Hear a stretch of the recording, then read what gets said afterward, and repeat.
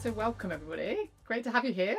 So Sarah, can we start with you perhaps just briefly outlining Thorntons, what you do, etc.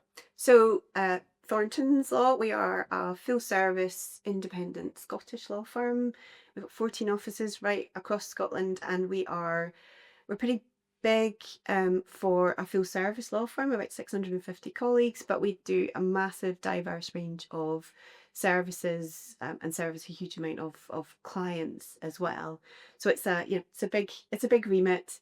My role is as the director of technology and transformation currently. So that is traditionally the operations side of things of IT for a number of years now, but more recently, the last few years, looking at the impact of technology, how we can best use it to deliver our services in different ways, and looking at all the people elements and the cultural elements that make that more effective. And to your right, Jane. So I'm one of two transformation coordinators, myself and Amy. We started working together in a service design capacity. So we do service design within the firm to help sort of explore what the problems are and to solve them in the right ways. And last but not least, Lewis. Yeah, and I'm a solicitor and legal technologist with Thorntons, so I sit at the intersection between the practice of law in a traditional practice team and how we can implement solutions for our clients and our people to make our work more effective and explore more opportunities in that space. Great. So we've got the full spectrum here. Technology then. What were the challenges you were kind of facing and what brought you to the Technology and Professional Services Accelerator? So I'll start on that because, as I say, my role has evolved over years, and for me, adoption was always much more important. You could see that technology had so much potential, but actually there was the engagement part of it that was the main barrier. And so a number of years ago, I did a personal development accreditation at the Service Design Academy in Dundee. We're very lucky to have that on our doorstep, and realised that actually a double diamond and a service design framework was brilliant at identifying the right problems for technology to solve. And I think that's often a trap that technologists always fall into and innovators fall into. We understand the potential of the technology, we're so enthusiastic about it, but actually we lead sometimes with the shiny new things, and actually it becomes a solution looking for a problem. And in our firm in particular, with the early days of AI, etc., these were problems we just did not have. So I think that adoption and engagement in a way that really identifies the right problem and then works collaboratively with the firm has always been a real challenge that we've had. And as AI, I think when I started chatting about the TIPS Accelerator, I knew that service design was going to help us with that, uncovering problems and working collaboratively and being creative and establishing change. But actually, it was so perfectly timed because then the pace of change just accelerated. So I think for me that the fear of that pace of change just speeding away from us and knowing that there were all these human barriers to adoption, I knew that actually engagement and understanding those barriers were going to be absolutely key. So that for me, it was, all the bits of technology that I knew had potential, but just identifying whether the right solutions, was it actually a technology problem, was going to be absolutely key. Yeah, and I suppose it's been fascinating as well because, as you say, as innovators, we've always tried to look at solutions and see we could be doing this and getting ourselves back to dealing with the problem. But actually what the turn of AI has done is brought a lot of our colleagues into that, excited about the shiny solution. They can now use ChatGPT at home daily, and they're using these products. They're seeing what's happening on LinkedIn and what other firms are doing, and they're asking us, what are we doing? So that's been a huge thing that the project's put us at the forefront of, I hope.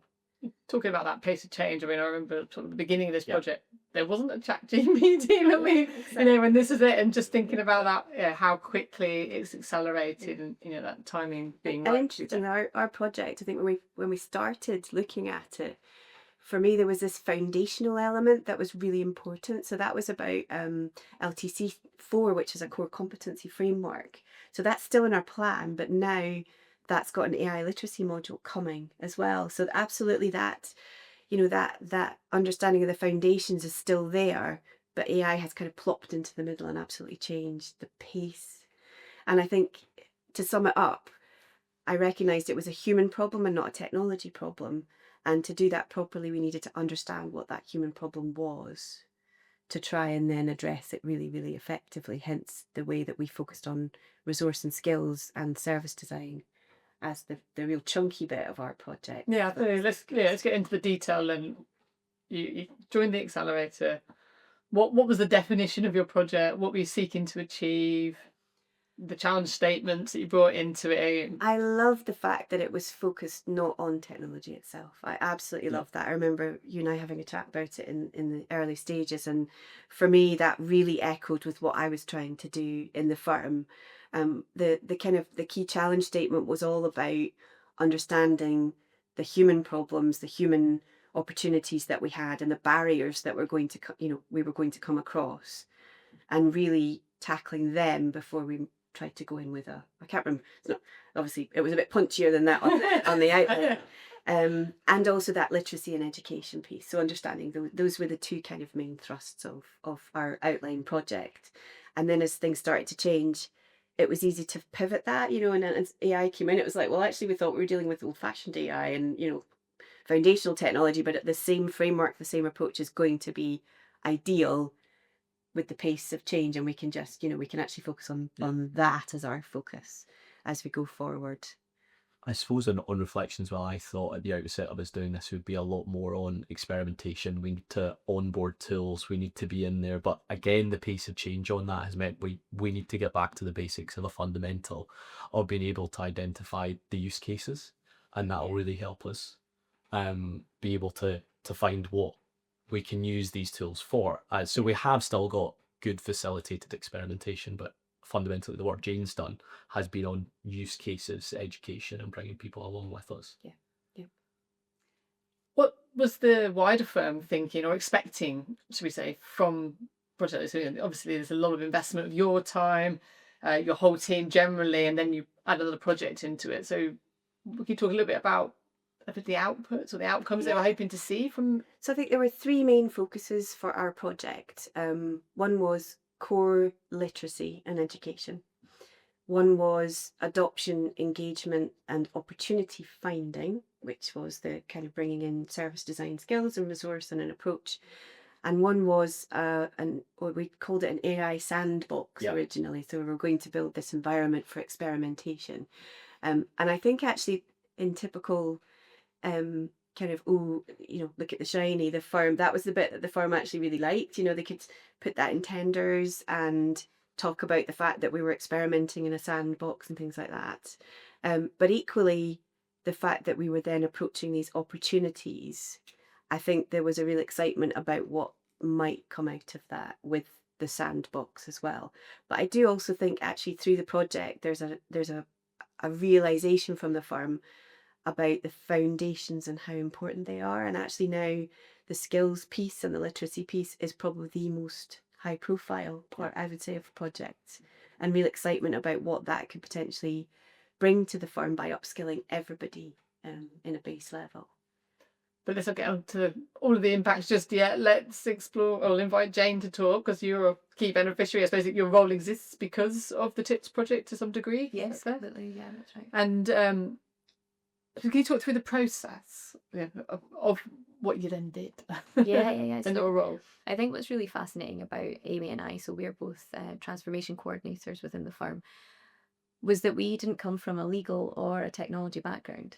So it was really interesting for us to be able to see things as they were. We didn't have any assumptions. No baggage. There was nothing attached, which was a really interesting way to view something. We had to come in and build that context around what we were going to be exploring. And what's really nice is we start always with the people that are involved in our project. So, we weren't just taking the application and saying, oh well, we've said we're going to apply for this, so we're going to do what we've said on this bit of paper. It was very much about what are the genuine needs or concerns or worries within the firm around what AI might mean or other challenges that they're facing. So that was a really nice place to start because I think it gave quite a unique perspective that maybe hadn't been considered before. So we were really starting from the ground up. And that sort of was just through some basic discovery. It was interviewing as many people as we could. We just spoke to as many focus possible. And it was really about, you know, are they using AI just now? How do they feel about AI? What technologies are they currently using? What barriers do they see or perceive? And that really gave us some good indications around some of the more obvious pieces, I guess. The literacy and the training, you know, those were really strong components of that initial research. And then what we started to do was look at places where actually we could start to develop some of our AI application opportunities. You know, where can we actually go into departments and work with them to find use cases that would make a difference. And that was where we started to really uncover a lot of new challenges that people wouldn't have articulated, I think, in the first series of interviews. It was things that were coming out through use, through structure, through processes. It was things that were actually needing a little bit of work. So we spent a bit of time within teams, and actually what we're finding is a lot of the things that we've ended up building out from that have come from that research, and they tend to be things that affect everybody. So although they've maybe come from a few pockets of voices, as we've moved that forward, it has appeared to be something that affects most people in a similar way. And I'm interested just a little bit in that cultural piece, because when you hear about legal services, and certainly of the past, in the lawyer's time is dominant, very precious bit, and you're not from that background. So, you know, how was it? I think it's just at a really personal level. Yeah, I mean, I don't know. Baptism of fire. Yeah, I think. Were people generous enough with their time? Were you getting that engagement that you wanted, or was it? Yeah, I think getting people into the room is always a challenge. You know, people prioritizing it. However, I think because of the way that we work, it's very much about nurturing, and I think that it's really clear from the outset that we're trying to do the best by them, and that we want to get to a spot that will impact them positively. And because it's a continuous piece of progress, you know, the double diamond takes you through all these different phases with the same group of people, that they're part of the journey. That's been really, really important for us, is that we're taking people with us. It's not we've got an idea and this is how you should do it. It's how do you feel about that? And that's always, I think, the piece that makes the difference is, you know, here's why, and how do you actually feel about that? So that's where we then get different levels of literacy, for example, and different levels of confidence that we then nurture appropriately. So it's kind of very much based on what we find in the room. For the benefit of the listeners who may not be completely au fait with all the things Seb's done, can we just expand on Double Diamond and what you mean by that, please? Yeah, certainly. So it's a framework that was designed by the Design Council, and it covers 4 key areas. The first is to to discover. So the first part is looking at what's actually going on. How do we find out what all the options are around the problem? So that often is asking interviews, it's maybe filling out empathy maps, and it's making sure that you're hearing all the right voices in the room. Your define phase, which is next, is really fine-tuning your problem. So that might be a how might we statement around, you know, what is it that we're really trying to solve? Because you can start a project and think that it's one thing, but by the time you get to the end of define, you're often actually faced with something completely different. And then after that, you go into the second diamond, where you're starting to develop solutions. So that's sort of ideation. It could be some initial testing, looking at what's applications are out there, what might be a solution for your problem. And then once that has been tested and iterated, we would then go into the deliver phase, which is the final part, where you would then be producing some sort of outcome or implementing some sort of solution. But the whole process is very iterative. So you might start in one place and you can find that you ping sort of back and forward throughout the diamond, but it's really helpful guidance to move through a project, so that you're making sure that you are making that progress and you are sort of evolving the project. And that's so different, isn't it, to sort of, like, particularly Sarah, your IT type backgrounds, where nobody wants to phone, and it's very arm's length, isn't it, as opposed to that integrated way of working, almost communication, sort of like being on that together. I still face the here's Sarah with her AI hat on. So people just assume AI is the solution. What is the problem? They assume we're coming in, but actually by coming in it with Jane and Amy, and with just asking questions and having conversations and uncovering things, it has actually led us down lots of different routes. And I think technology and AI have been the solutions in some of the opportunity we've uncovered, but often it's well, we've got a bingo card now of sayings that, you know, Positive ones. is it standardized? You know, do you measure it? You know, these are things that we're asking all the time now. And, you know, some of those barriers, you know, we've tried that before and it didn't work. So that's gone on the bingo card, because we've heard that a few times. And so we're having to think of methods and theories to tackle these and to face these. What it has done, working through many of these opportunities now in this methodical but very messy approach, is it's thrown out all the capabilities that we're missing to deliver. So that's what I've loved from this. This is what's come out from this project for me is a much bigger win. I'm going into a Chief Transformation Officer role on the back of this project. I am leaving operational IT behind, and actually we are now using what we've learned through the TIPS project to build the foundations of a change management program for the firm. And what we now know is, and what we've learned, is the bits that we need to make that happen, both on the enablement side, so all of this methodology about engagement, about opportunity finding, with the right governance structure around it so we can hook it into strategy, and then what makes a difference on delivery as well, because we found it's more effective if you have the right learning and development resource in that department to work with, because then you get a better outcome. And it's much better if you can project manage the outcomes and measure at the end and have the benchmarks. So we now have all these capabilities mapped out for my new team that I'm building. And that's really, really exciting for me. And I couldn't have done that without Jane and Amy and Lewis and this project. Yeah, and I think we've recognised how holistic all of that has had to become. You know, we can't be too regimented in any of it. And ultimately we realise there's pockets of different practice areas, different sectors that we service, and different client types that are all variants in that. And then we add literacy and everything else that we have to grapple with as a 600 plus employer that every modern employer is now having to deal with, and we have to take a very different approach. So in some areas it's been really, really beneficial to have service design come into that and bring in tasks, service designers. We've also taken some different approaches in other parts of the business with upskilling junior colleagues, so people who are coming in prior to their legal traineeship and learning a different skill set, some service design, some capability of the technology, and then that's letting us uncover more of those challenges. And that's quite tricky, I would just say, from in a law firm where they've asked you to deliver a project. So in a very linear. We've asked you for an AI solution. I want to get for from here this. to here. And we said, right, okay, let's stand back. We're going to get the post-its out. You know, we're going to really explore what this looks like. And they get a bit twitchy. You can feel the Get a bit twitchy at that point. Thinking, oh, what are we doing here? But actually, I think now we're starting to demonstrate how effective it is. So one of the projects was literally that. Can we have an AI solution that does this thing? And then, you know, in the discovery workshop, we actually broke down, well, who does this work? How do you charge it? Do you measure what you're doing just now? Is it standardized? What is the process? And then you find that it's not just one, and this is really important with generative AI because it's only good at some tasks. So actually you have to break it down and say, well, AI will only do this bit. You mean it's not a magic wand? Well, really, it's not the silver bullet. So, and that's a real education piece. But again, this framework, because it's so collaborative and you're taking a group of people through the process, you're educating them at the same time.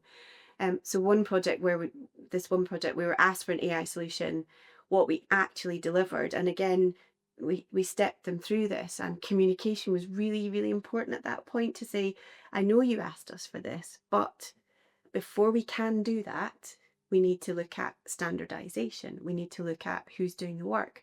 We need some baseline measurements of how much time it is actually taking you or who. Perception versus reality. Exactly. And what we delivered then were 4 different elements, and only one of them was technology. Some of it was education and process, some of it was standardization and a piece of legal logic. And, you know, we learned from that probably we need a bit more business analysis resource, because that is quite tricky. And it's that interaction between the lawyer trying to describe what they do, which actually they find quite difficult in my. You'll probably know this more, but you'll probably hone those skills, Lewis, more than the lawyers that we work with in general. So, but communicating that, saying, well, we're going to deliver 4 things and we're going to deliver them in this order, and then taking them through that process. And actually, it takes a lot longer. So again, you have to communicate why you've not just delivered in 2 weeks a magic bullet, an AI solution, but what you do deliver is much more effective. You're solving the right problems and you're doing it. And what we've got now is a full report of each of the steps, what we've delivered, and a real tangible business case and a benefits realization one-pager. And that's brought it to life, I think, in a way that... In terms of the areas that you're applying this methodology, is it across the whole of the business, or is it more sort of the business of running a legal services firm, or actually getting into how law is being delivered? Is it across, or is it more effective in one side of it? I'm just curious. Again, it was an iterative approach. So to start with, we were like, just bring us all your problems. Bring us anything you want. Come and ask us for any AI you fancy. Because then it kind of gave us the opportunity to look at what opportunities we might find. But as we've gone through it again, we've realised that we can't do everything. No. And the firm doesn't want us to do everything. And so actually hooking that back into our strategy and our strategic aims and initiatives, we do a thing called an impact and effort matrix, which is really good in identifying the things that are most important, and the quick wins and delivering them to add a bit of credibility. But yes, now we're at the point where we have a whole pipeline of opportunities and we've had to think about governance. And in that impact bit, impact versus effort, the effort I can almost imagine, but impact, is it, try not to close down too much here, but there's the obvious efficiency in the financial metrics, but I'm also thinking about, there are some tasks which people just hate to do, right? So employee satisfaction, for example, what does your impact think about in that aspect? Yeah, so we try to have, again, quite a holistic view of what impact means. And again, I think there is a language that's more easily accessible. So that is your time savings, your profit margins, all of the kind of numerical metrics, that are easier to communicate sometimes. But for me, one of the big pieces is that workplace well-being. It's about actually, what does time back leverage you to do?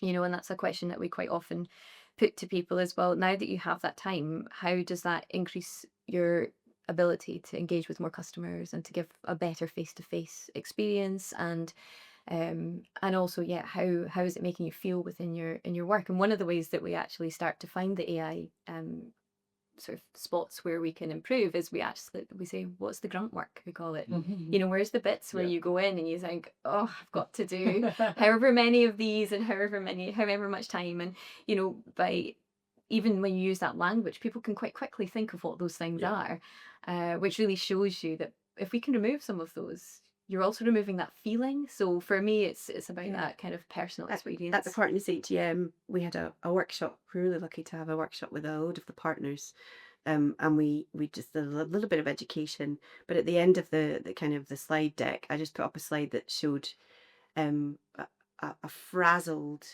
stick man with kind of steam coming out the ears, and just representing all those tasks that they had that day, and said, what if? And just said to the partners, if AI could take some of that away, what are the bits that the client values the most, that the client is happiest to pay for, that you feel is the highest value of your day, and what could we take away with AI from the rest of it?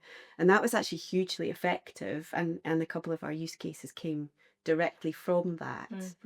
And that was, I found that was excellent. But again, there's a real journey to take them on, and I just wanted to take away compliance, and you're like, right, okay, that's a big starting point. It's kind of broad based. There's a lot of work to do to turn that into, well, which bit actually are we talking about, and then can AI actually do that, or is there a template or a system or a workflow, or did you know we had that already? Is often the answer to some of these things. And one of the other additional things I think that the service design piece really brings to the wider firm and the picture generally is that moving away from, or in addition to, I should say, the kind of more structural, here's a solution to this, it's about nurturing a new way of thinking, a new way of being. And when we talk about innovation, I think, making something more efficient is not innovation. And to make that jump to that new place, I think that you really need to take people to a place where they have to be more vulnerable, and they have to be more honest. And I think service design workshops are a really brilliant place to start. So one of the exercises that we like to do is often get them to draw the person sitting next to them And the initial thing that everybody says is, I'm I'm so sorry. sorry. Yeah. In advance, I'm a terrible drawer, I'm so sorry.